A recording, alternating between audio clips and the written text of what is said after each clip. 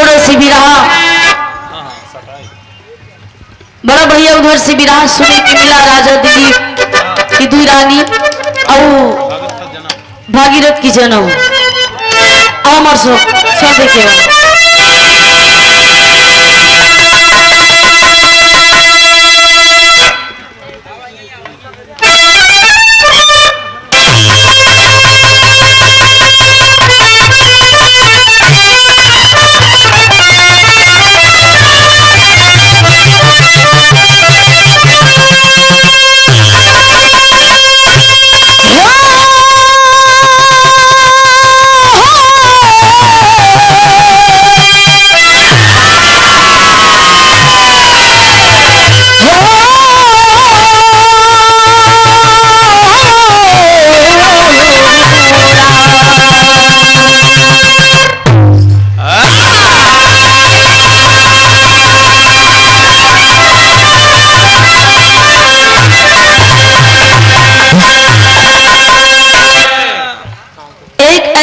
विरह पुराण से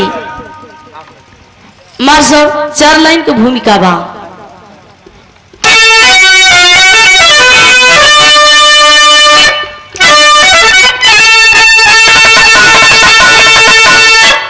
लाखों जतन करी के थक गए हैं राजन, हुई ना है पूरी अभी यहाँ समन की,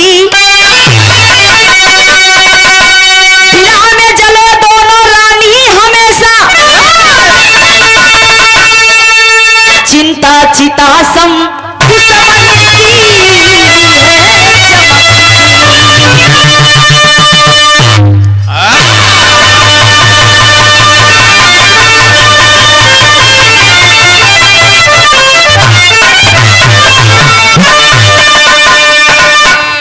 समय सबसे बड़ा बलवान होता है।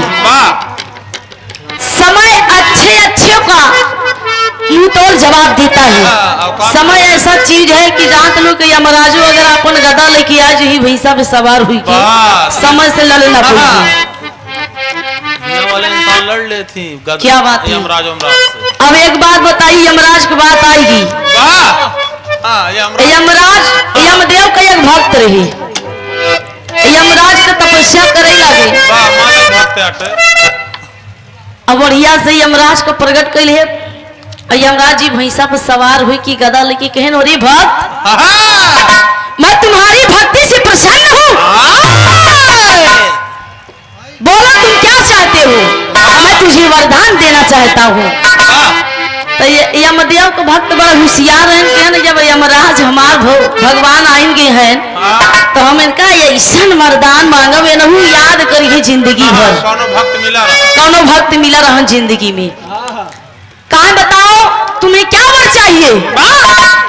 कहा प्रभु हमका वरदान दे चाहते हैं तो हमका 3 वरदान दे। कहा मैं तुम्हें 3 वरदान दूंगा, आप बताइए क्या चाहते हो। कहा ऐसे नहीं, पहले तिरवाचा बना कि हम तुम्हें वरदान दे यो मस्त। कहा पहला वरदान ई बा कि जोन तुम्हारे भैंसा का सींग बा एक जुट कइजा एकदम बराबर, एकदम बराबर। तो यमदेव कहनी यो मस्त, भैंसा का सींग उनका जुट हो गई। कहा दूसरा वरदान प्रभु जी सुन ला, राम गरीब भैया। कहा तब कहा कि दूसरा वरदान बा कि जोन सिंह जुट करे यही पे आप बैठ जा हिया तक तो ठीक रहा। यमराज कहते हैं साला फंसा दिया मुझको, अब मैं क्या करूं, सिंह तो जुट गई है और ये मुझे कह रहा है कि मैं इस सिंह पर बैठ जाऊं। कहना प्रभु जी अगर हम वरदान से अगर तू अपने जबान से अगर टले तो फिर हमसे बुरा के हुआ नहीं तिरवाचा बने। कहे चलो मैं तुम्हारी बात मान के यमराज जी सिंह ही बैठ गए। कहे तीसरा वरदान सुन ले, कहा जौन तोरे भैंसा के सिंह जुटी बा वही फैलाई दे। अब यमराज जी छटपटाते हैं कि मैंने वरदान दे कि इसको बड़ा गलत किया। कहन टसमस न करा, जैसे हम कहा थे वैसे फैलावा। माफ करो मुझे भक्त, मैं तुम्हारे जैसा भक्त नहीं देखा यार, मैं मरूंगा कि बचूंगा? फाट जाए बेचारा की।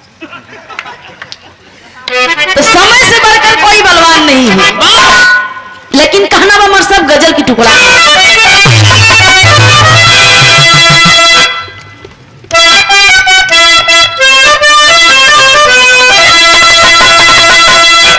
कोई और बढ़ाए लगा दिया नहीं, ठीक बा मारे के बा का। कोई आशी कहता है मासूका सी, अरे सज कर मेरा जनाजा, अरे सज कर मेरा जनाजा, चाहे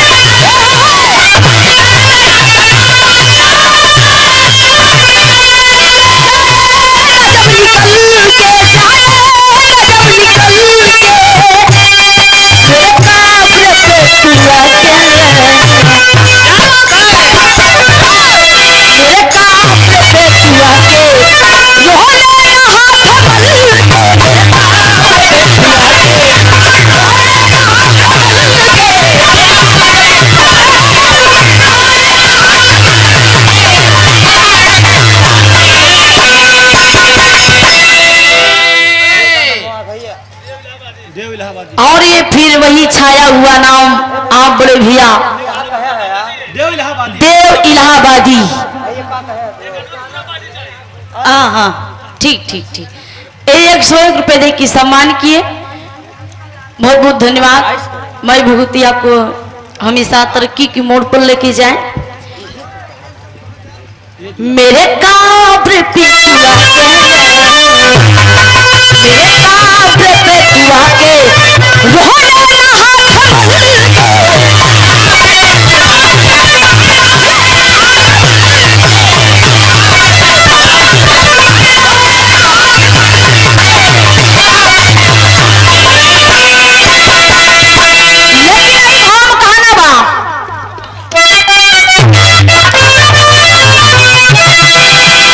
कोई नहीं है वारी,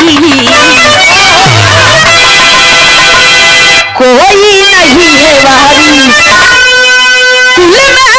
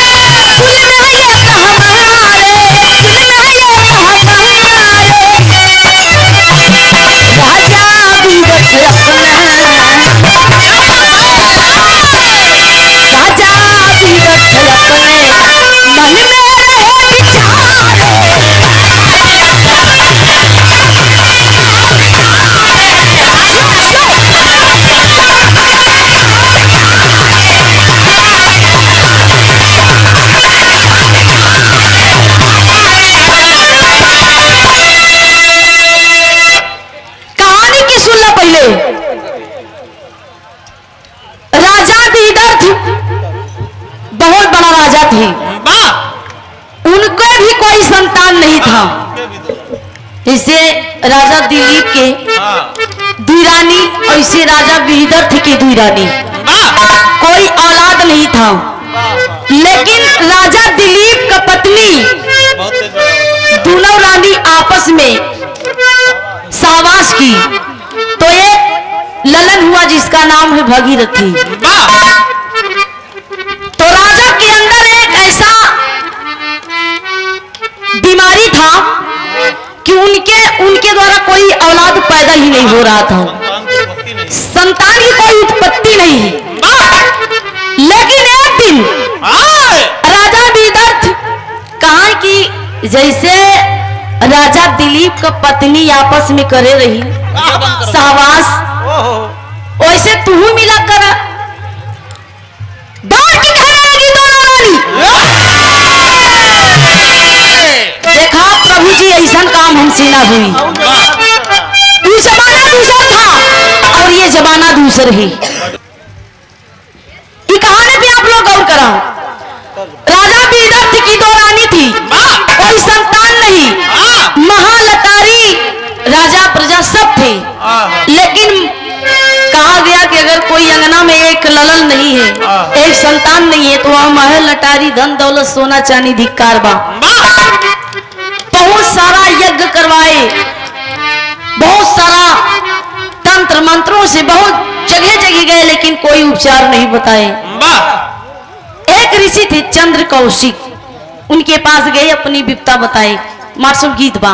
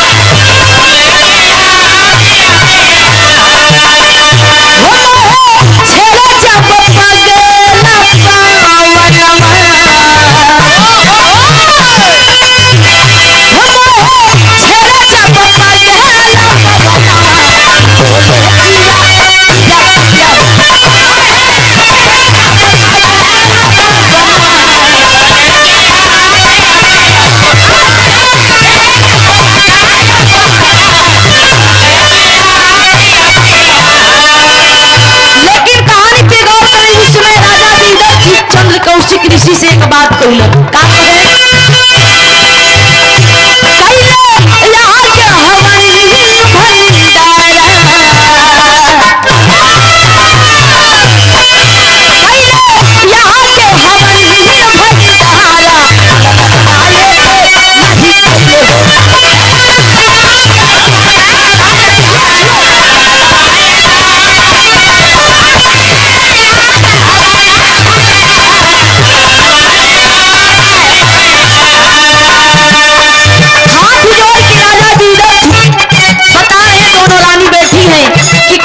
का लगाइए प्रभु, हे ऋषि देव कि मेरे कोख में एक संतान पैदा हो।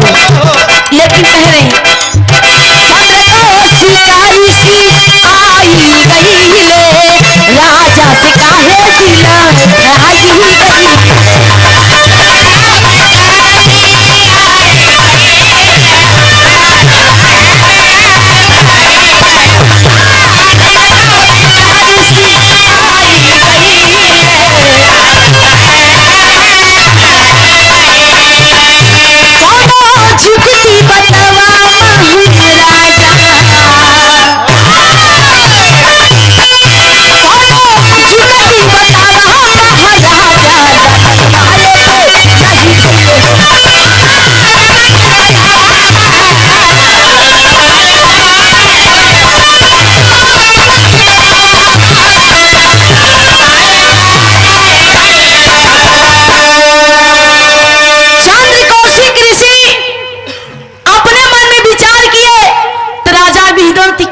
सुनकर उनको बड़ा ठेस पहुंचा कि बारे वाह, ऐसे राजा को कोई संतान नहीं है। और लेकिन उस समय चंद्र कौशिक ऋषि अपनी ओर से पूर्व अभ्यास करते हैं कि इनके महल में एक किलकारने वाला ललन होना चाहिए। लेकिन मां साहब उस समय चंद्र कौशिक एक फल देती है। कौन फल देते हैं? गीत मां साहब बजा के वाह।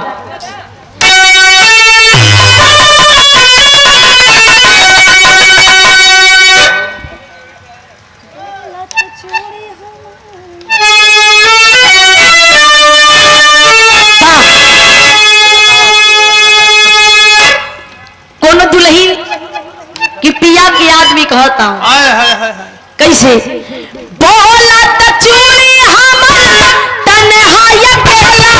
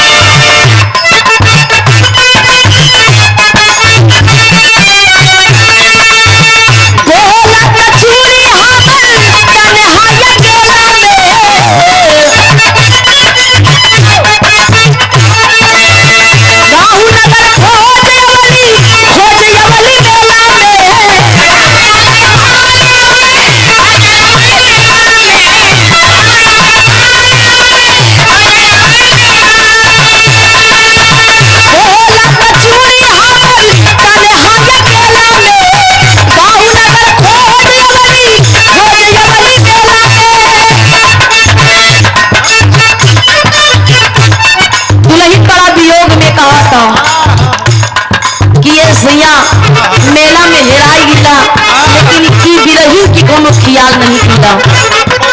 लेकिन वो समय चंद्र कौशिक ऋषि एक छोटा सा फल देते हैं। कैसे मार साहब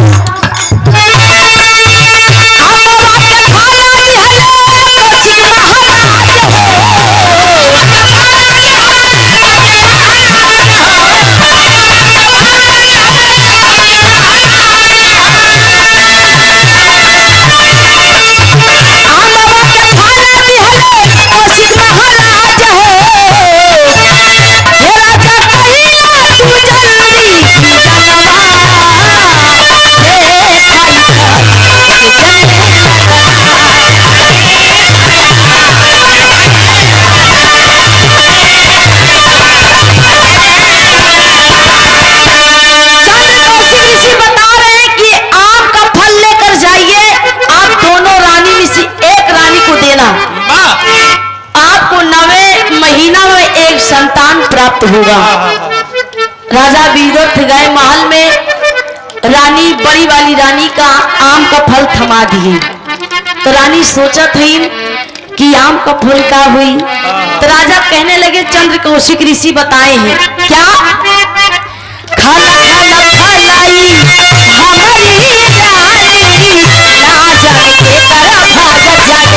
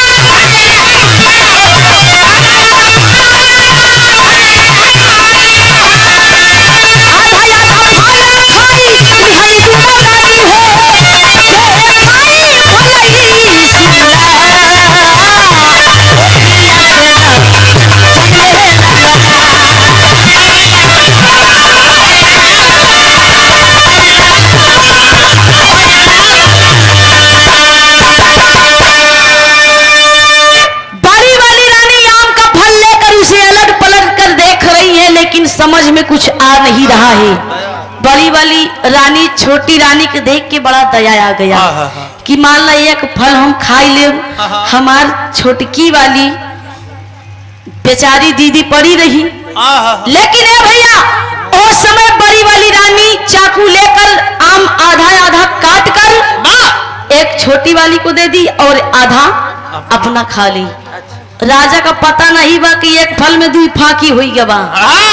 दोनों रानी आधा आधा आम का फल काट कर खा ली। 4-5 महीना बीता भैया, पेट फूल आए दोनों जने का। तो राजा भीतर थे अपने मन में सोचे लगे तो हम तो एक ही फल एक ही रानी के दे, लेकिन यह समय पाँव भारी दोनों जने का। एकरे असर कैसे हो गया? असर कैसे पहुंचा। वाह लेकिन उस समय पुत्र के वियोग में बड़े खुशी में वाह मिठाई बंटवा रहे हैं, मंगलचार गवा रहे हैं। ए भैया धीरे धीरे समय बीतल, 8 महीना जब बीतल, 9वें महीना में दोनों रानी के जो आम का फल खाए रही लइका भवा। लइका कैसे भवा।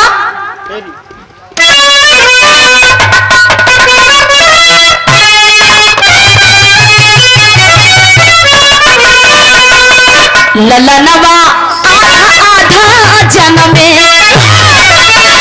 अरे ललनवा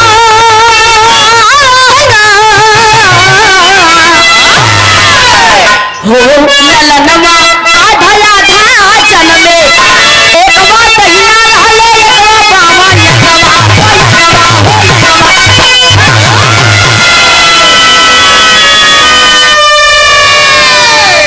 ललनवा आधा आधा जन्मे।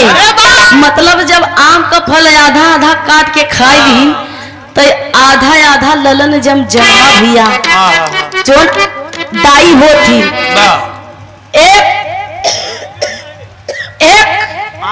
आखी एक निकुरा एक कैतीबा और एक कैतीबा, यानी पूरा ऐसे आधा आधा मतलब पूरा सिस्टम अलग अलग पूरी मशीन सारा देंग अलग अलग बा।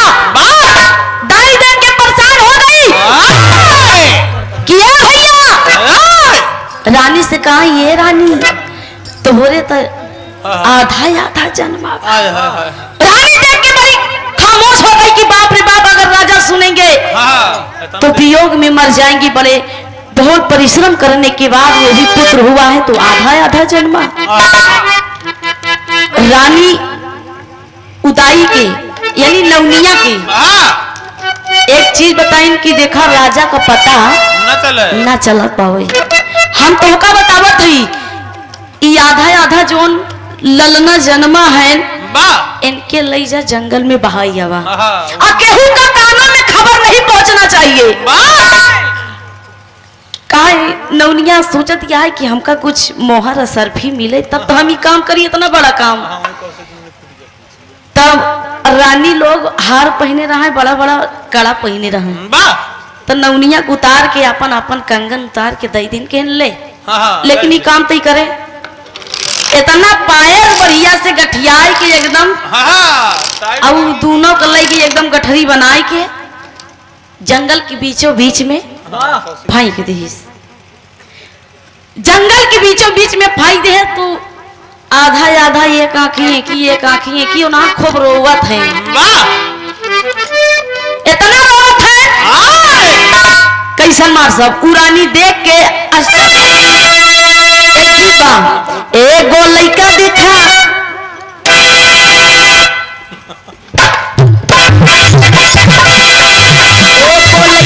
पागल दीवाना भैसा रहावेला गावेला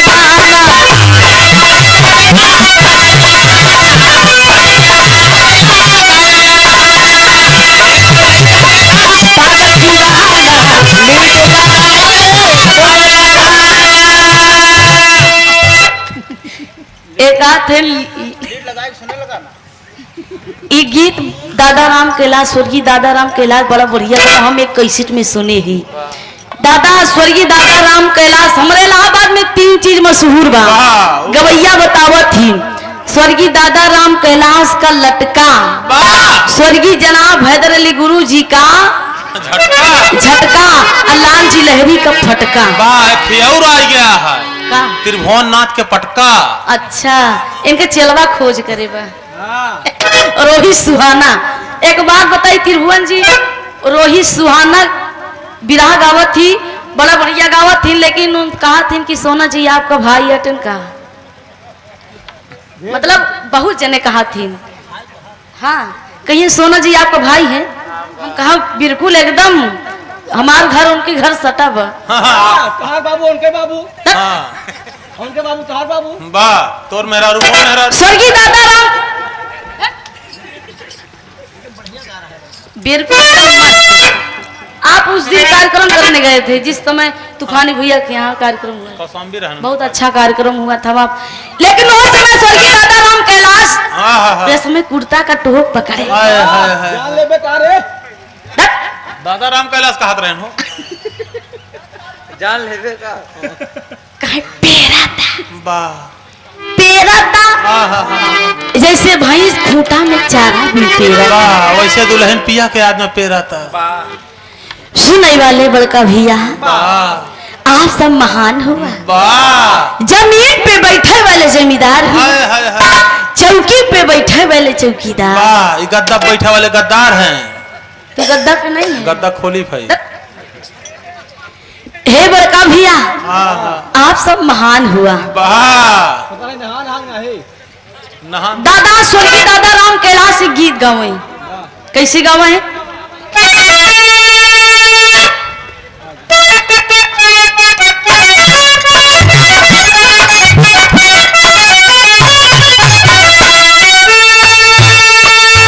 स्वर्गीय दादा राम कैलाश मोछा फरकाए रहे।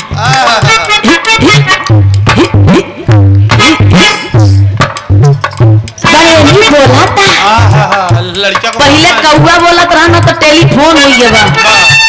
पहले जमाना में कौआ क्वां क्वां बोल दे तो समझ आई लड़का का मामा आवत है, लड़का का मौसी आवत है। अब मोबाइल बोल दे तब लड़का का मौसी आवत है। हाँ, अब मोबाइल बोल दे तब लड़का का मौसी आवत है। वाह दादा राम कैलाश गवई कैसे? आज बरही बोले आज बरही बोले कहा कहा हो जना राजा जी।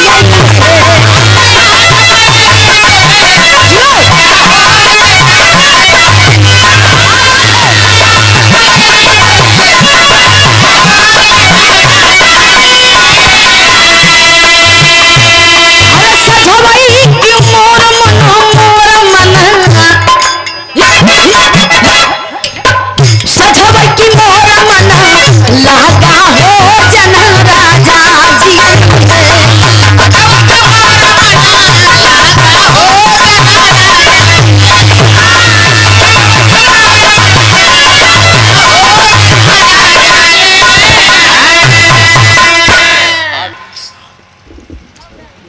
दादा राम कैलाश गवई।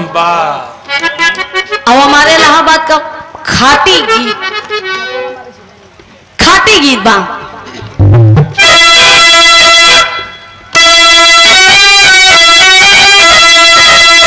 आए हाय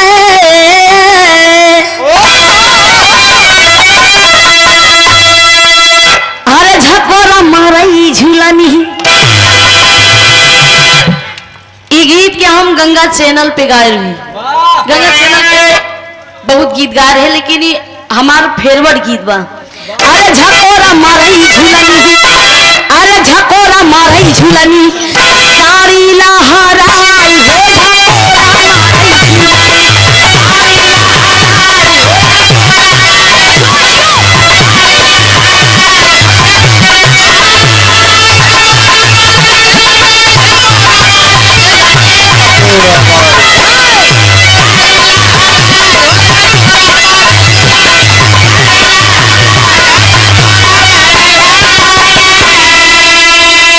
घुसुरी गावा बरधा, अरे घुसुरी गावा बरधा, सरी आई माझारी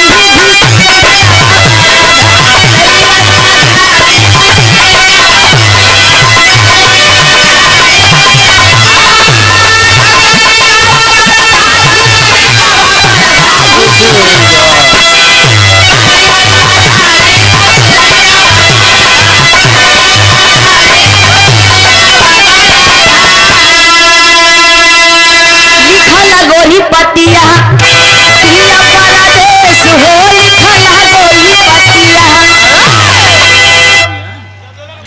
बड़ा बढ़िया गाँव में, लेकिन बड़ा बढ़िया एक गीत गाँव है स्वर्गीय नाम है गुरु जी।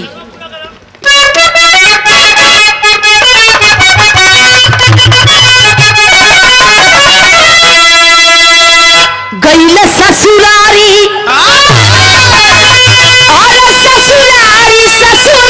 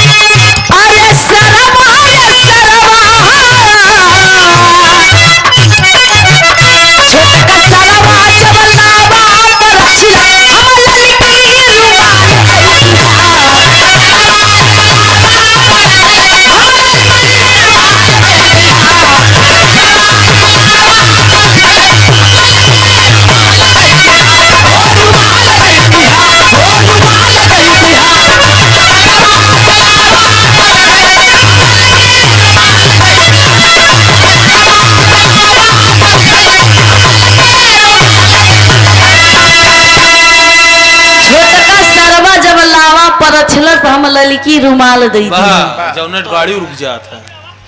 लेकिन ए भैया कहा गया कि पुरान गीत और पुरान चीज में बड़ा दम बा।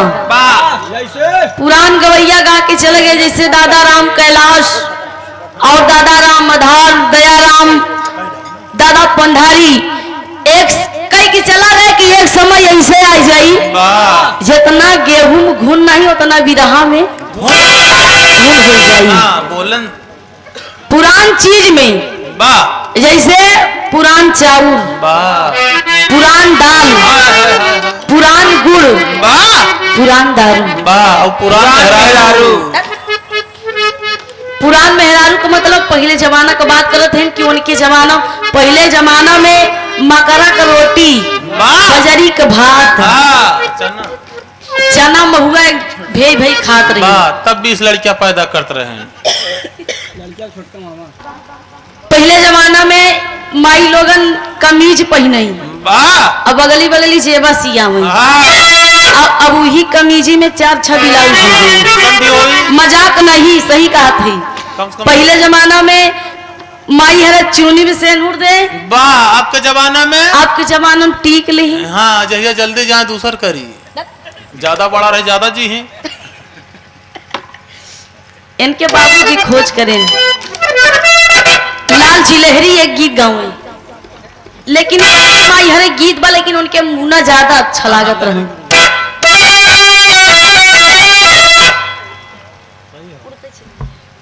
हाँ उड़ते से शुरू करा।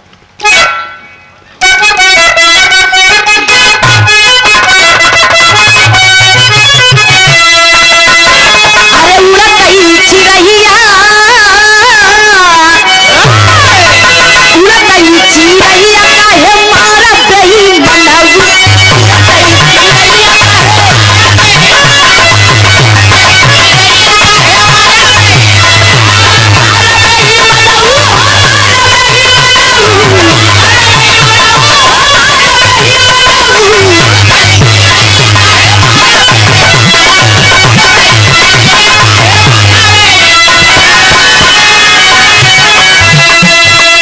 उड़तई चिरैया काहे मारत दही मनऊ।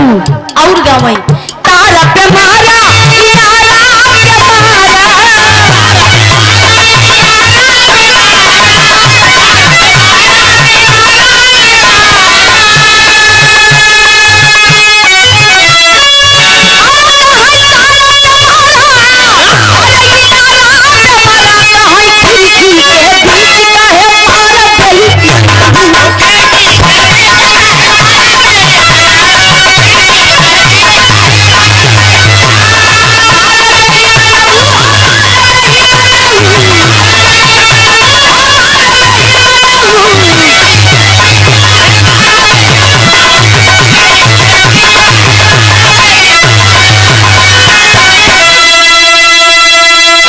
एक गीत और गावई।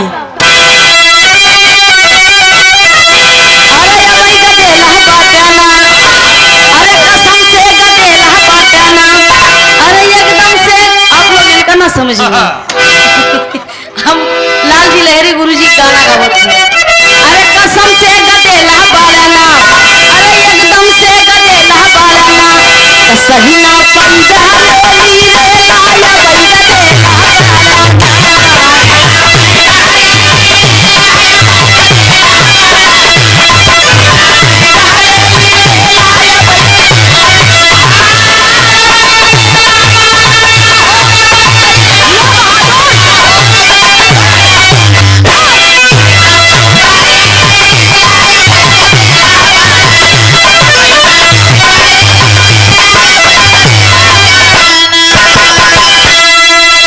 हमें कई अर्थों बता सकी थी। अबई गदेला बाड़ा ना सही ना पैबा रेली रेला, अबई गदेला बाड़ा ना एक ही मतलब। हाँ घूम लव और लवकुश वाह अपने बाप से जब लड़ाई करेंगे, हाँ श्री राम जी जब उठाए लेन धनुआ, लव लवकुश श्री राम को गदेले रहे, सीता जी का वनवास छोड़वा दे राम, राम लक्ष्मण के हाथ है। तो लव लवकुश का जन्म हुआ तो बारी बारी से सब कह दे। हाँ सीता भगा के बात कहता घूम के मथुरा काशी व बदरासी वाटी में मेरी बहन सन्यासी व भतरासी सीता का सुपंखा रही। ये सब बता। सीता तो वन में रही तब भा। लेकिन श्री राम जी कहा अबे गदेला बाड़ा ना सही ना पैबा रेली रेला। और का कहत रहे नखी? का कहत रहे?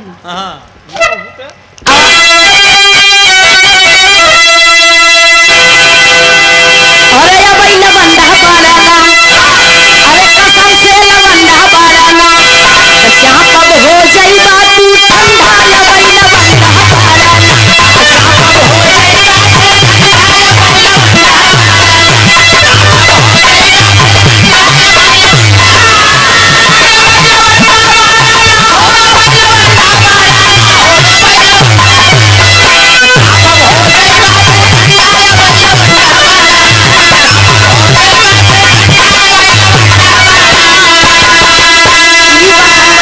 उनका नहीं कहा थी जे समय राम कुंभकर्ण से लड़ाई करी हुआ तो कुंभकर्ण कहे बैला बंदा बाड़ाना, जा कब हो जाई बातू ठंडा या बैला बंदा बाड़ाना।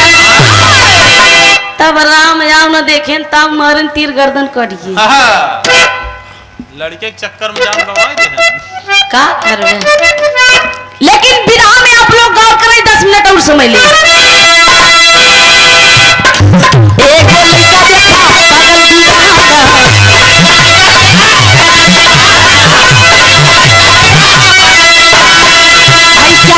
ऐसा हवेला गावेला गाना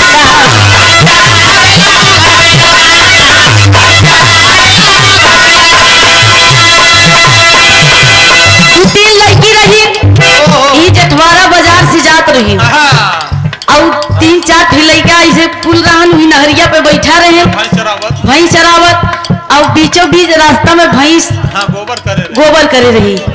तो लड़कियन कोचिंग पढ़ के कॉलेज से अपन लौटी रही तो लड़कियन का साइकिल गोबरवा पर की चला गवा तो गोबर अलगाई गवा।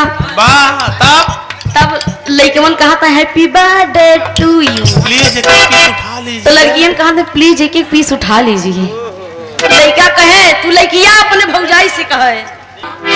एक गो लड़का देखा पागल दीवाना, भैंसा नहावेला गावेला गाना, इलू इलू कैसे हो इलू इलू कैसे रहिया में लाई के, कहा जात बारू गई शरमाई के,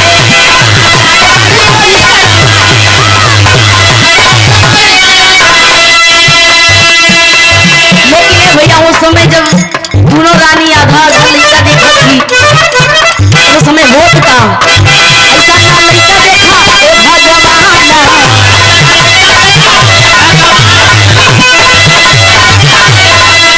एक लड़का यहाँ खवाते एक लड़के कहाना,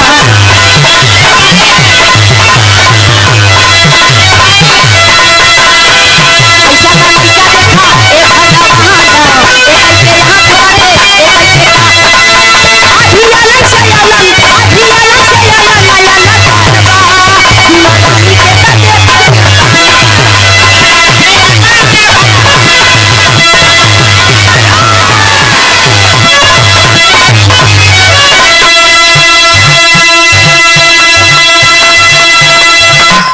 गौर करे उस समय नाव न लई गई असरफियो सरपी पहन रही एकदम हचाहच एकदम खुशी रही कि अरे वाह आज बड़ा दिन के बाद हमार किस्मत चमकी।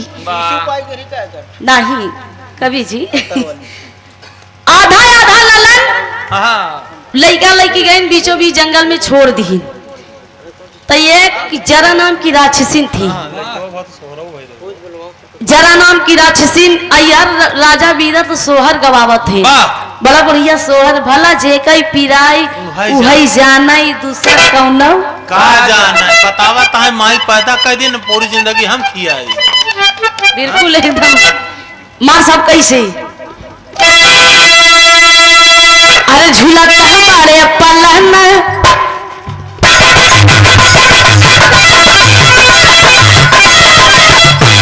झूलता बाड़े पलन जियलना हो झूलता बाड़े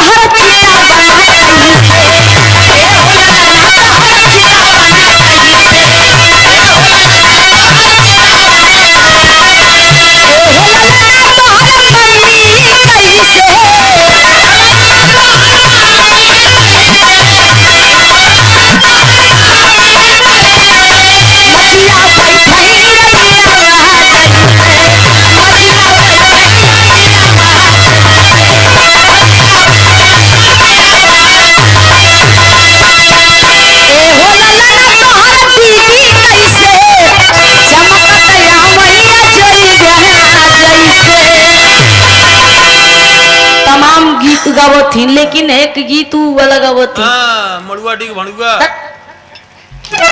भूवर भूवर हमारा रे होरिया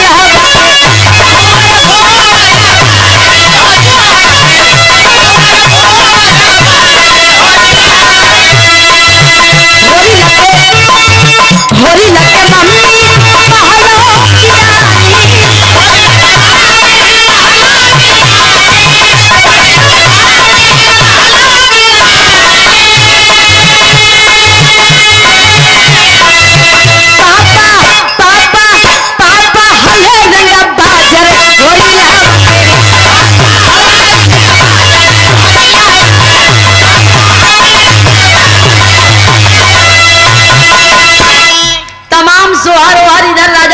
गवावत हैं, लेकिन उनका का पता कि दाल में कुछ काला हुई गवा।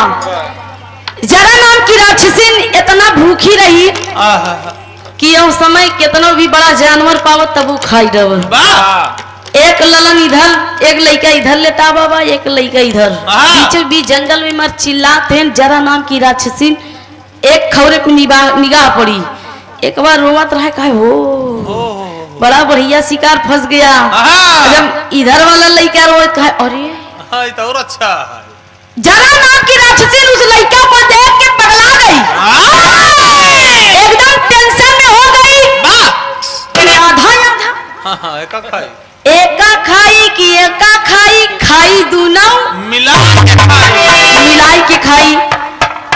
इतना रो रहे थे, इतना रो रहे थे। जरा नाम की राक्षसीन उस बच्चे को देखकर दया आ गई और विधि का विधान देखा। कहां से कहां राजा विदर तक किस्मत ले जात है। उस समय हवन कुंड बनाई, बीचों बीच जंगल में हवन कुंड बनाकर उस समय अपनी शक्ति जाप करने लगी। और लड़का किसी दोनों के लिए ताए बा, एक लड़का इधर एक लड़का इधर। और वो समय इतना शक्ति अपन पूरा एकदम शक्ति एकदम लगाई दिए। जब लगाई दिए तू लइकवा जो आधा आधा रहे, तू आपस आपस में खसकत खसकत खसकत खसकत खसकत खसकत वो आधा आधा लइका जुट गया। जब जुट गया तो एकदम ई हाथ की चला, ई हाथ की चला, ई लात की चला, ई लात की चला। जैसे उनकी भागीरथ जेकी लेटा रहे, लेटे रही जाए, जेकी एकदम मतलब हड्डी वड्डी नहीं रही, मांस रही उनकी। लेकिन इस समय वो आधा आधा लेके जब झूठ हो गया, तू जरा नाम की राक्षसी का नाम रखा जरासंध। जरासंध उसका नाम पड़ा। वही द्वापर युग में मगध का राजा जरासंध। काना बमार सब कैसे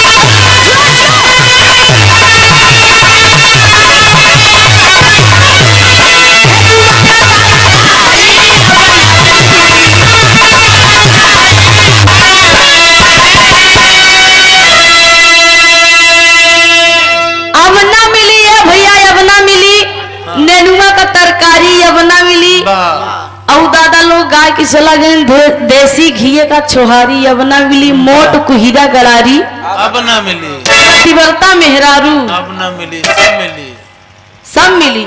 सरकारी काहे ना मिली नेनुआ का तरकारी, काहे ना मिली देसी घी का छोहारी। जब बनावा खा चाहा तब मिली, सब मिल जाई। हाँ कहा था नौकरिया सरकारी अब ना मिली। अरे खाएंगे चला रहा है, लौटिया बाजी करें तब नौकरी पाई है। लेकिन कहीं ना मिली।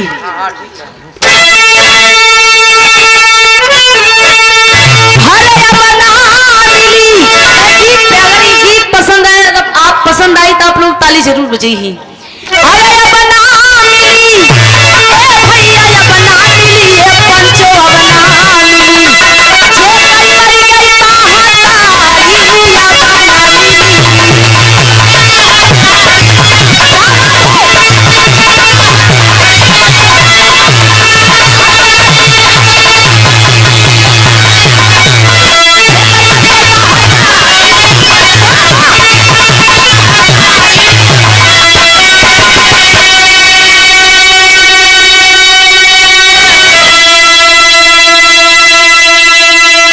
जे कई मर गई महातारी अपना महतारी ने नहीं मूलधन माई बाप भाई बहिन मतलब यह मृत लोक की धरती पे जवाया है। एक दिन जो चला जाएगा वो संसार में दोबारा नहीं मिलेगा।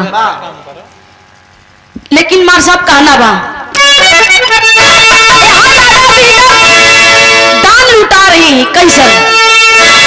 अरे राजा दान लुटावे सब जानी भेदवा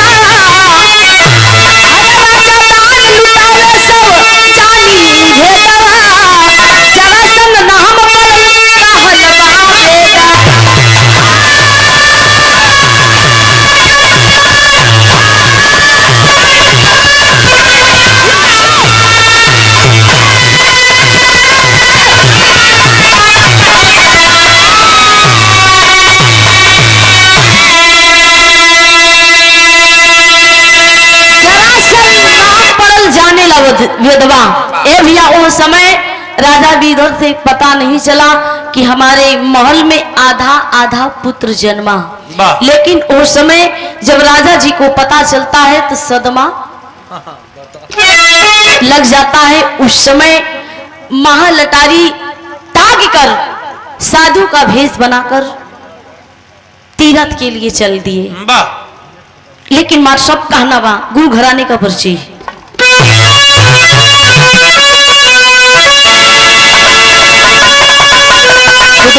धारी करके धन प्रभु की माया। अरे रामचंद्र बच्चा याद उनके मात की छाया। अरे ललनवा आधा आधा जाना में वो ललनवा